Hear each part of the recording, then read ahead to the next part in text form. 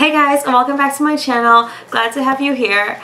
As you know, you can find me at my blog at littlegreengoddess.org or at my Facebook page at Little Green Goddess. This week we're here to talk about vegan zero waste egg replacer options. Egg replacers are typically found in packets or boxes in your local grocery store. It makes it super convenient for everyday vegans to go ahead and make those recipes that they may not have been able to make before. However, they do come in a lot of packaging, which is sad and a downside. But fear not, we're going to be able to talk about all the different options for you here today. So the first thing you want to do is consider what the role of the egg is in your recipe that you're trying to make. With recipes, eggs are typically one of two things. They're going to be either your leavening agent or they're going to be your binding agent. Binding is going to make sure that everything's kept together and it's going to be a kind of a gooey consistency. Most recipes that call for eggs are using it as the binding agent. Very few recipes such as breads or even some cakes are going to be using it as the leavening agent. That being said, you've got lots to play with. The first things you're going to want to consider are flax seeds or chia seeds. Both of these you're going to use in the same way. You're going to go ahead and take a high-powered blender or a mortar and pestle, grind it all up together, and then you're going to set aside 1 tablespoon of either the chia or the flax seed, plus 3 tablespoons of lukewarm water. Go ahead and mix it up, set it aside to chill in the fridge for about 15 minutes. After you do that, take it out, give it one good mix, and you can use that as 1 egg in any recipe. That's going to be really great for things that are a little heavier, such as breads, pancakes, things that could absorb the potentially nutty flavor, especially of those flax seeds. The next thing that we've got is baking soda and vinegar, actually. Baking soda and vinegar makes a really great option if you're going to be having something that's going to be a little bit fluffier.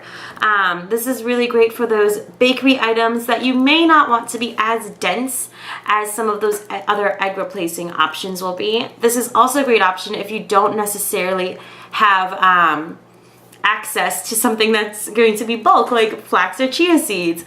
Vinegar and baking soda is typically easy to find. I know personally I can find them bulk by myself. You can use either white vinegar or apple cider vinegar for this substitute. You're going to take 1 teaspoon of both baking soda and vinegar. Go ahead and whisk it up, and that equals 1 egg in any recipe. It's great because it also doesn't leave any taste behind. The next thing you've got are bananas. Bananas are my personal favorite substitution. I just found out as of recently that you could use them as an egg substitute, and they're marvelous. You're going to go ahead and take 3/4 of a mashed banana. Mash it until it's really nice and goopy and liquidy, so you don't really have any of those big chunks or even finer chunks left. Give it a good stir with a fork, and then you're going to go ahead and use that as your replacer in any recipe that calls for an egg. Keep in mind though that bananas are a much sweeter substitution than any of the other substitutes.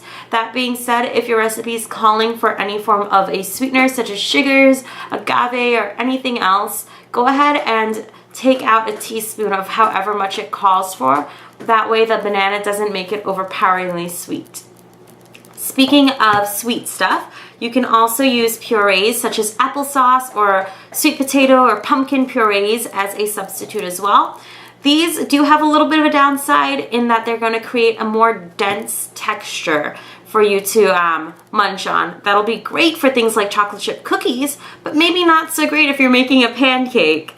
So applesauce, you're going to go ahead and take 1/3 of a cup, or any puree actually, and use that as your equivalent for 1 egg in any substitution.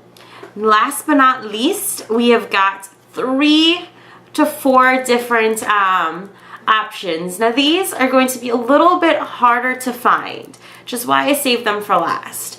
The first one is going to be the agar-agar powder. Agar-agar is a type of seaweed, and it's going to be a really great binding agent. If you can find it, go ahead and use this as your egg replacer. You're going to take 1 tablespoon of agar-agar powder and 1 tablespoon of water. Whisk the powder together, refrigerate it for about 15 minutes, and then go ahead, mix it again, and use it as 1 egg in any of your recipes. It's going to be great because it won't leave you a taste behind, and it'll be nice and fluffy. Next one is tofu. I listed this as 3 to 4 just because there's 2 types of tofu that you could use. The main problem with tofu is that it does come in a package. So unless you're making your own, which you definitely can if you've got soybeans locally and in bulk, go ahead and do that. But if you don't, it does come in that package. It's not entirely a zero waste option. Silken tofu is going to be a great substitute for anything that's going to require tons of eggs that really want that nice texture. Something such as quiches or custards are going to really need something like silken tofu versus baking soda and vinegar. That will not work for that texture. Silken tofu, you're going to take 1/4 cup of it. Go ahead and puree it until it's a nice liquid and use that as a substitute in anything like those quiches again. Next one's going to be firm tofu or extra firm tofu. With that, you're going to go ahead and take 1 box, open it up, slice it in half, go ahead and place a towel over it, both slices of it, and place a heavier object on it to press out any of the water. What you're going to do is cube that up, add a little bit of seasonings however you want, and saute it in a pan with some high heat oil and Himalayan pink salt. You can even add a little nutritional yeast, and this is a perfect substitute for scrambled eggs. You shouldn't be able to taste too much of difference depending on how much nutritional yeast you find as well.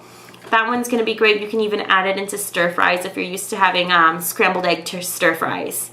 The last ingredient is actually aquafaba. So aquafaba is something that just came about recently. It's a really, really amazing substitute for something such as egg whites. If you've been holding off of those merengues or macaroons, fear not, you can definitely eat those again.